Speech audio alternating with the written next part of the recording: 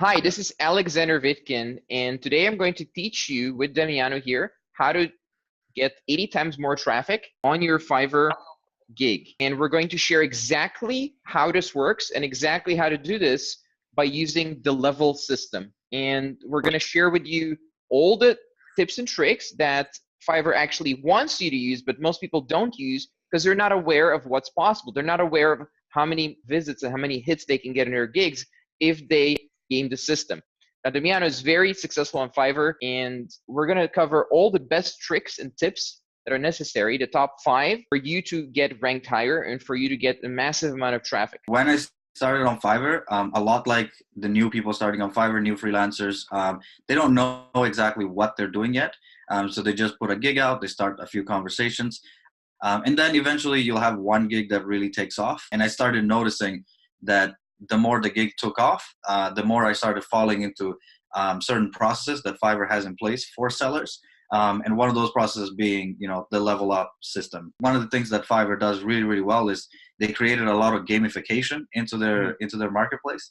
And so they do have a level system with 3 major levels. So there's level 0, level 1, level 2, and I guess you can call top rated a level as well.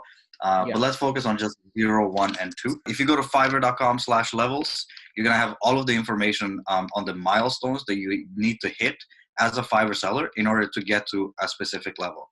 Now, once you hit one of those milestones, you get the level badge. Obviously, it's going to add a badge to your profile, but then you automatically get more traffic specifically from that badge. A lot of people at the beginning, they join Fiverr because they want to make money, and then they don't see as much money coming in because obviously they're selling $5 gigs and stuff. But you brought up a really good point. It's not about that journey at the beginning. It's really about doing what's necessary to hit the milestones and get to level 2, because the game starts at level 2. So you hit level 2, so you have 80x traffic on your gigs. And what else can happen? What are we talking about here? But when I was a no level seller, it was actually pretty rare for me to get messages from people. So I would maybe get 1 or 2 messages a week, something like that. And then you'll notice that the more you start hitting those milestones and the better you get on Fiverr, the more traffic Fiverr automatically brings to your gig. And so now that I'm at level 2, I'm getting something like 50 messages a day from people. Literally my morning waking up, the first thing that I do, I don't know if other entrepreneurs are like this, but in my agency, because there are so many things going on, I always have fires to put out.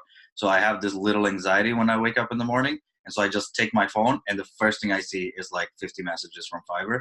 And that's like literally the first thing that I have to tackle every single morning. But then throughout the day, once I've answered those 50 messages, a few of those are going to convert no matter what. By getting to level 2, I can ensure that I have money coming into my agency every single day, just from the traffic and all of that. People should build as habits for them to get from 0 to 2. And how long does it take? If somebody's working on Fiverr consistently every single day, it could take 2 months. So about 60 days, like 2 times the evaluation date. And I think, some of the things people can do to make sure they get there is download the Fiverr app. So Fiverr has made it really, really easy for you to answer your customers through your phone, so that you don't have to be constantly on the computer. You could be commuting. A lot of people who started off on Fiverr have full-time jobs and stuff like that. And so it helps to have the app on your phone so that you can answer your customers as soon as possible. Even if you can't give them the correct answer, at least you can just send them an answer and be like, hey, I'm busy right now. I can't get back to you, but give me a few hours and I'll give you the answer that you're looking for. So that has worked as well. But the important thing is to always get back to them as fast as you can. Just so your response rate is good enough, and always be polite as well. Fiverr takes quite an important role in that. And how do they know that you're not being polite theoretically? Technically, like you don't want to have any sort of negative experience with a client that would make them want to report you for any sort of things that you said. The one thing on Fiverr, especially to get to level 2, you want to under promise and over deliver. That's the main thing. So for example, if somebody's doing copywriting on Fiverr and they're selling a 500-word article for $10 or something like that, go out of your way, give the customer 750 words, or just, give him more revisions or something like that.